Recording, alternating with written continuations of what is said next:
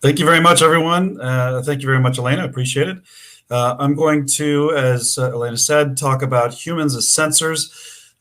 It's an interesting topic for me personally because I've been seeing a lot of discussion around smart technology, and I think there's a real opportunity to start benefiting from getting smarter people. Not that people aren't smart themselves, but smart in the sense that people talk about smart grids and things of that sort. So let's get started.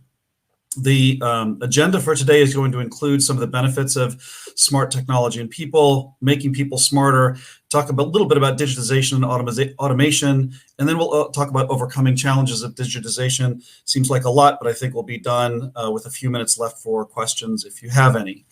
So the reason this topic came up is as a result of some discussions I was having with people in the utilities industry, where they talk a lot about installing smart devices in the field. And so there's an automatic geographic component to this. They install a smart water meter, and that will enable them to see what kinds of, get some specific information out of those meters. They will install smart pumps that include that show the kinds of volumes of water being delivered, and everything that we talk about there. Also, there are discussions about electrical meters and electrical transformers. So, although I think about water a lot, this really has a very broad applicability. And the kinds of things that the smart technologies give people remotely and automatically are things like how much water is that? If you look at the image on the right, it's very difficult to know the exact volume of water that's flowing through that. But the pumps that are pumping that water do know that information. And you can also get things like how long until the mean time between failures for the pump that's pumping that water, which gives you a sense of whether or not there's maintenance that needs to be done or is likely to be done, whether or not that pump is still pumping that water efficiently, and so on. And also, there could be things such as the purity of the water itself. If they can test the water as it's flowing, then they have better information about the purity of the water. And this just comes in automatically. That's what makes it smart. It's deployed out to the field. It's automatically measuring these different things, and it's pushing that information back to a central location for better operations and analytics. If we have that kind of content, then we get a lot better context around some specific questions, such as where does the water go? If I know how pure it is and I know that it's pumping in at a sufficient rate, then I know the town that I'm supporting or the neighborhood that I'm supporting is going to have a sufficient supply of clean, healthy water, for example. So the smart technology in the utilities industry really provides, I think, a basis for thinking about where we can get additional sensors that are out in the field and providing information back with a specific geographic or spatial component. Now, the benefits of smart technology are pretty obvious. When you have smart meters and smart grids in the electrical arena, then the benefits that you get are, first of all, better data. You're getting a consistent supply of data that's measured on a regular basis. And because the sensors are doing their work on a regular basis, you're getting better quality data. It's more complete and usually more accurate. You also get that data in real time or close to real time because it's simply transmitting that information back to a central office somewhere. And the result is that you're getting this connection between the central office with these endpoints in a way that you really weren't able to do without those sensors in place. And that means that you get better automated reporting for repairs and things of that sort. Well, what if people who are also always deployed out to the field, but always moving around and therefore covering more ground than any individual sensor ever would, could deliver data in the same kinds of way? Better data, real-time data that connects the central office with endpoints and so on. Those people, as smart sensors, would be able to not only give those specific benefits, but also include in their mentality, because they're humans and not merely sensors, this focus on safety, quality, and other situations that is really a lot stronger than anything you would get from a sensor. So you've got a win-win here. You've got people who could supply more data if it were automated in some way, and also focus on the issues around that data in a way that a sensor will never do. So the question then becomes, well, how do we make people smarter? We've had people deployed since there were water pumps, since there were electrical transformers. We've been doing this for hundreds of years. So what's different now that will allow us to make people smarter in the sense of transmitting high quality data in near real time back to some centralized location? And to think about that, I think it's important to talk about the everyday actions that these people take. And if we can convert those everyday actions into data, then we can start to use these people as sensors in their environment. But it needs to be something that's more automated and done in more real time than we've ever done before. So I like to think about 4 different categories of things just because they're straightforward and people do them every day. One of them is inspections, safety and quality inspections, to ensure that there are, for example, a water pump is working, or to ensure that the routine maintenance that's being done is being done correctly, that sort of thing. If you think about it, every inspection is a form of data collection. We're understanding what precisely the situation is for the item that is being inspected, or the scenario, the situation that's being inspected. Tailgate briefings, or sometimes called toolbox talks, or things of that sort. This might be in more of a construction-oriented environment where a crew team lead will call the team together at the beginning of the day, sit down and talk about what hazards might be expected for a given environment, and therefore what they should expect to see in that environment, and things that they need to watch out for. Theoretically, that should reduce the kinds of accidents or incidents that might otherwise happen if people weren't made aware specifically of the potential hazards that result.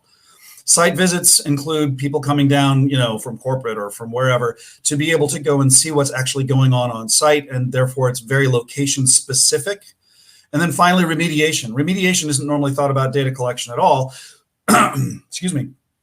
Remediation isn't normally thought about data collection at all. You're just there to fix the problem.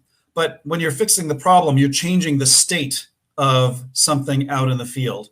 So there is state transition information within a remediation process.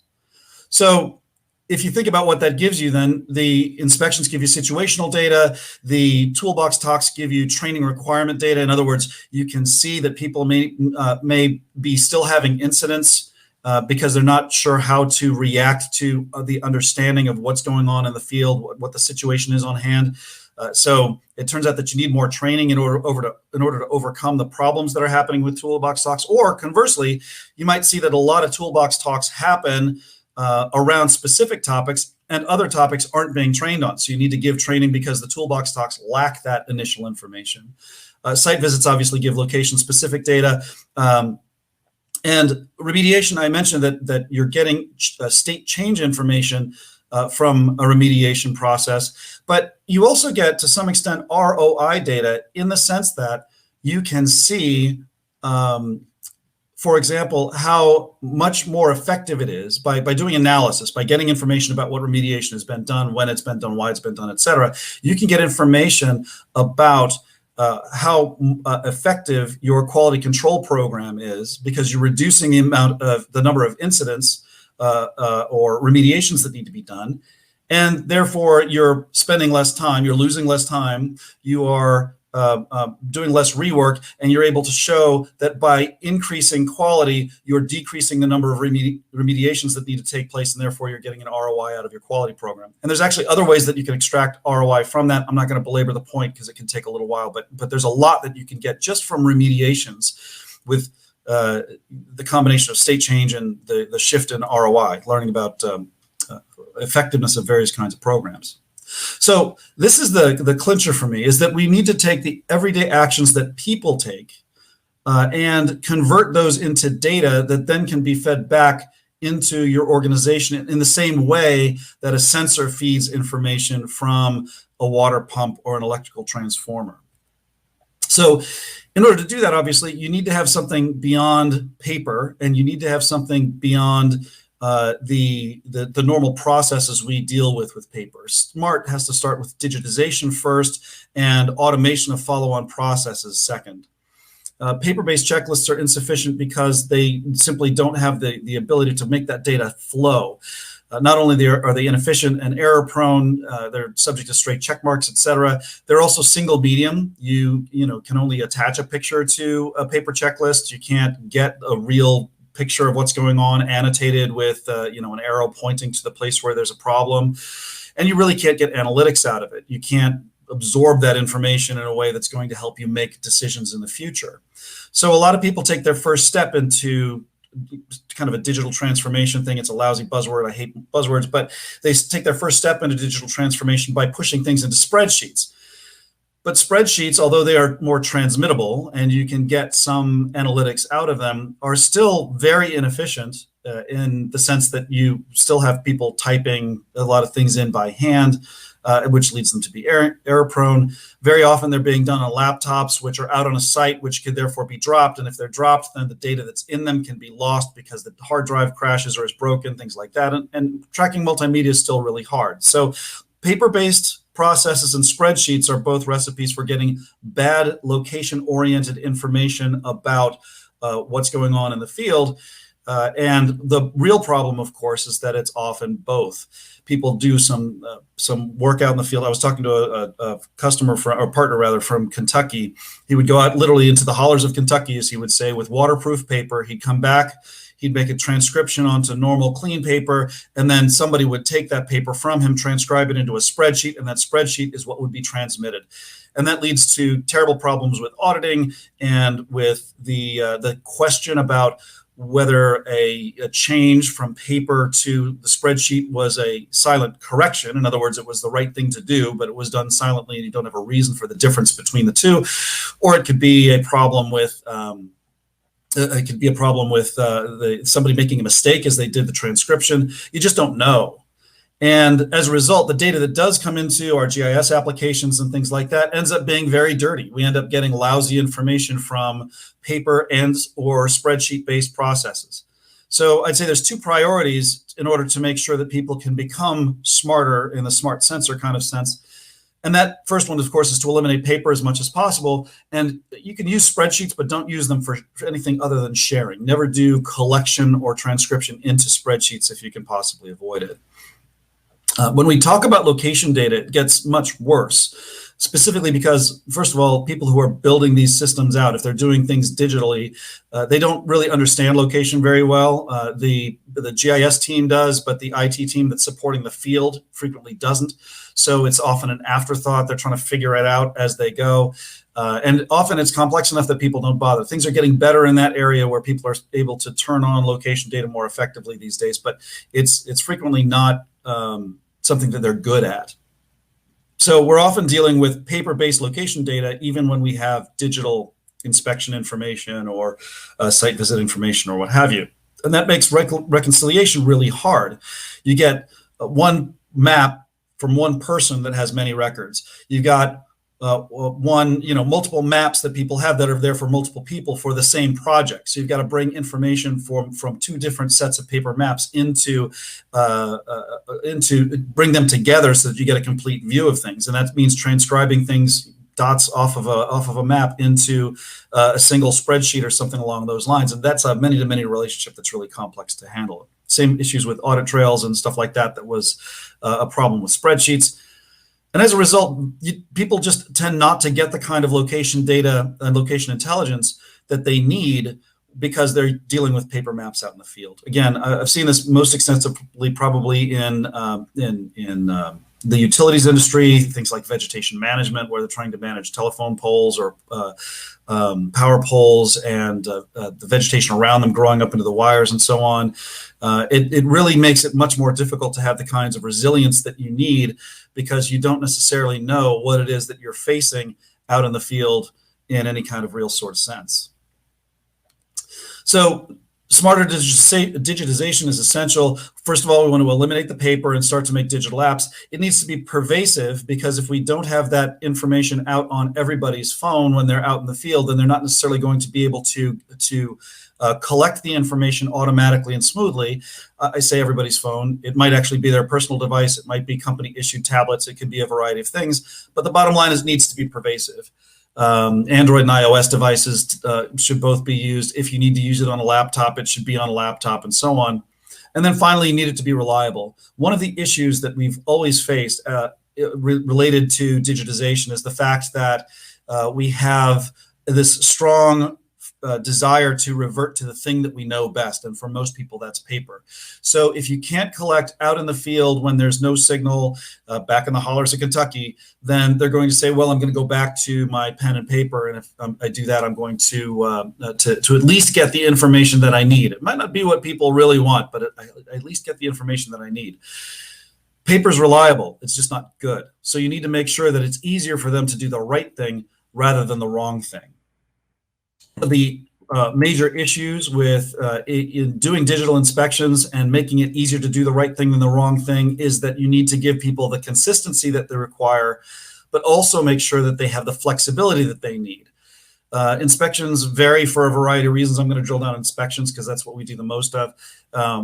There are a lot of different things that can go into why an inspection looks the way it does. And what we want to do is avoid making it difficult for people to perform those inspections in different conditions. I don't want to pull up a different app just because something's slightly different. I don't want to have everything exposed to me to cover every possible case because that leads to information overload. So in the case that you see on the right-hand side here, the OSHA checklist for forklifts includes powered industrial trucks, which includes order pickers. So if you notice here, right now, I'm not looking at an order picker. And so the next item is tires for that truck.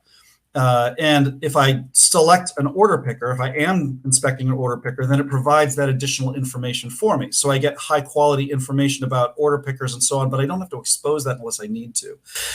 You may be asking yourself, how does this relate to geographic and spatial data? You need clean data and complete data going into your data sets in order to do analysis. And the more complex you make it for the people who are providing the data, the more difficult it's going to be for you to get those rich but clean data sets. And by ensuring that it's as simple as possible for them and as consistent as possible for them, you're going to ensure that you're going to get those rich data sets.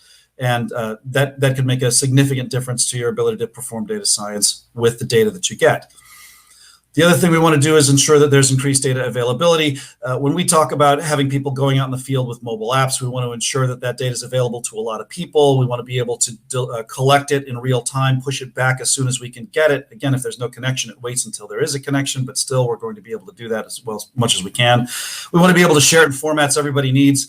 At my company, for example, we have a very strong focus on geospatial connectivity, geospatial capabilities. So we support feature services, for example, KML and other kinds of formats that are going to capture the location information that we provide automatically, and then push that out in formats that are easily consumable by products such as, Esri ArcGIS and other kinds of tools, and Carto, et cetera. So the data availability is also really important. If you have people using digital technology to do inspections, but it's still locked up within that tool that they use, then it's not going to be very effective for you pushing information further out.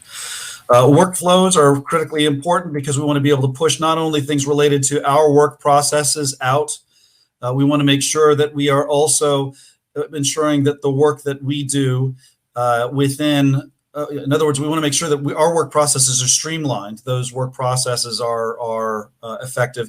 We also want to ensure that the data that we're collecting gets pushed out to other parts of the organization.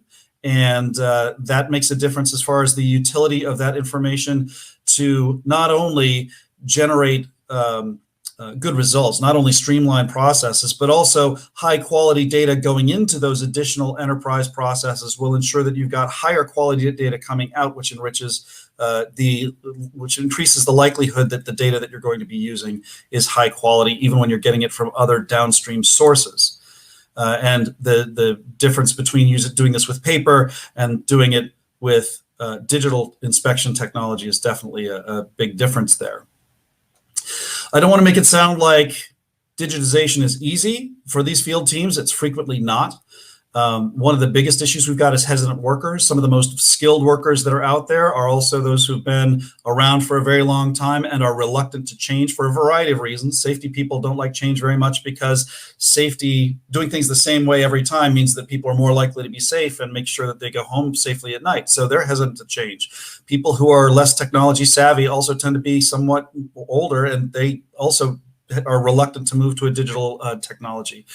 So there's a strain on them, and we need to make it as easy as possible for them to adopt the kind of apps that are going to feed you a rich and high quality data set. The flip side of that coin is novice workers. We're seeing a huge employment crisis problem, at least right now, and being able to bring people in who know technology, perhaps they're frequently younger and frequently more tech savvy, but they are less knowledgeable about the business that's being done. So they're more likely to produce either incomplete or dirty data. How do we make things effective for them? And interestingly enough, part of the answer is to make it as simple as possible for them too. It's just that the business side needs to be more simple than the tech side does. So you need this combination of simple business processes and simple technology to ensure that everything works out. Reversion to paper is the most common problem. It is a failure to improve the data and processes that we have. There are some common reasons that you can see on the right-hand side. The lack of connectivity is a big one, which is the reason for needing to be able to synchronize, like I talked about. Having different kinds of devices is problematic when you have people out in the field and they're using their own devices to do, for example, a safety check or something along those lines. So those are two common reasons for people to revert to paper. But we want to avoid that paper reversion at all cost. And then finally, how do we keep moving forward with those things? We want to be able to digitize the checklists that they have and other inspections and other checklists. We want to make sure that the workflows that happen afterwards are becoming more automated so that data doesn't become dirtier as it goes from process to process to process.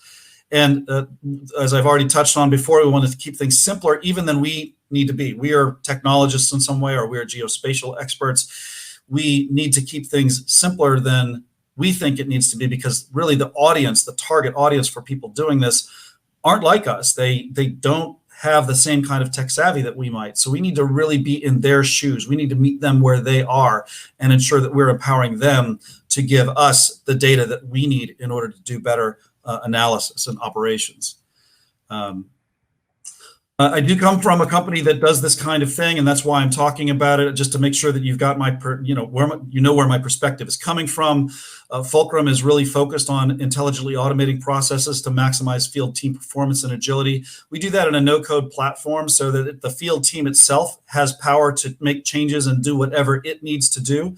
But because of that geospatial focus that I talked about before, we actually harness the value of location in those mobile apps for mobile teams. So when they do an inspection, everything we tag where they were standing when the record was collected, where the inspection was performed. We geotag every photo. If they're making audio comments or in other ways recording audio, then we can geotag that. If you want that geotag within your app, and we are able to also take information from information systems, GIS systems, and push them down to the mobile app so people have the confidence to be able to know where exactly they're standing when they're performing those inspections. So it's a two-way flow of information, and that really helps harness the value of location right directly in those apps for mobile teams, and yet those mobile teams don't need to be GIS experts. I think that's really where the difference is so important, is that we're going to make it possible for them, without being GIS experts, to give you, the GIS experts, the ability to collect rich, high quality geospatial information. Obviously, because we're talking about inspections, we connect the field and we ensure process rigor and compliance. That connection between the field and the back office is really everything I've been talking about. And ultimately, we want to digitally transform safety, quality, asset inspections, and field operations. If you're interested in Fulcrum, you can go to our website, and you can see that you can try it free in the upper right-hand corner for a 30-day trial. I would like to stop talking now. We've got about 5 minutes left, I believe, and I will turn it back over to Elena so that we can have any questions that might be out there from the audience. Thank you so much, Jake, for that presentation. You're not quite done talking yet. We do have a few questions lined up for you. Awesome, good. So let's start with, how do you take resolution or accuracy into account while using digital apps in the field? I was just talking to one of our customer success people yesterday about this. If you look at the typical cell phone resolution, you're talking about kind of 3-meter resolution. There are plenty of times when that's okay, when that's sufficient. And so we don't want to incur extra expense if we don't have to. But if you have the need for sub-meter resolution, then you probably need to get devices that are specifically capable of doing that.